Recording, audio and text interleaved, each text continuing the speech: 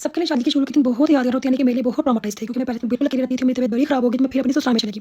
वहाँ पे मुझे काफ़ी महीने रहना पड़ा, लेकिन जब भी कोई मेरे घर आता था तो कहते थे, "तुम तो बहुत लकी हो, तुम तो पेरिस में रहती हो, तुम तो ये भी खा सकती हो, तुम तो ये भी ले सकती हो, तुम तो यहाँ भी जा सकती हो।" मैंने रियलाइज़ किया कि नहीं, वाक़ई में कोई चीज़ मिस करती जा रही थी। लेकिन जब मैं वापस पेरिस में आई, तो मैं तो शुरू में बस मैं आपको बताऊँ, यहाँ के खाने जो था ना, मुझे ना सही तरह से उनका ज़ायका आता ही नहीं था। ना सब्जियों का ज़ायका आता था, ना दालों का आता था, इवन ना चिकन का, ना मीट का। आस्ता-आस्ता जब वक़्त गुज़रता गया, मुझे इनकी ज़ुबान का, इनके रहन-सहन का, इनके खानों का, इनकी चीज़ों का, इनकी अदात की जब आदत पड़ गई, तो फिर मैंने ना पेरिस को सही एन्जॉय करना शुरू कर दिया। ये दुकान है भाई, ये बहुत पुरानी दुकान है, जो लोग भी पेरिस में रहते हैं, इवन जो पेरिस के आस-पास भी रहते हैं, उन सबको पता है इस दुकान का। और मैं जब भी यहाँ पे जाती हूँ, मुझे तो मेरे बचपन की याद आ जाती है। बहुत सी यादों में से एक याद मेरी ताज़ा हो जाती है। मैं पाकिस्तान के छोटे से शहर सियालकोट से बिलॉन्ग करती हूँ। वहाँ पे एक दुकान थी निराला स्वीट हाउस, अभी भी है, लेकिन शायद इस दुकान की बरकत ही उन भाइयों की वजह से थी, क्योंकि जॉइंट फैमिली में थे और वो भाई इकट्ठे मिलकर चलाते थे। पूरे सियालकोट में जैसे जो-जो चीज़ें मशहूर थी, उनमें से एक टॉप ऑफ द लिस्ट ये निराला स्वीट हाउस था। इनका हलवा पूरी, इनके समोसे, उनकी बहुत ज़्यादा चीज़ें क्या ही फेमस थी और क्या ही मज़ेदार, ज़ायकेदार थी। इवन वो कितनी दफ़ा ना बच्चों को, इवन जब हम बच्चे थे, हमें फ्री का चूंगा भी दे देते थे। मगर चूंगा इतना ज़्यादा होता था कि हम कहते थे वाह जी वाह!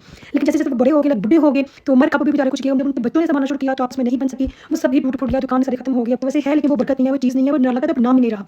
तो फिलहाल मैं तो निराला स्वीट हाउस की भी याद ताज़ा करते हुए खाने लगी हूँ। समोसे तो मिलते हैं, अगली वीडियो में अपना ख्याल रखिएगा।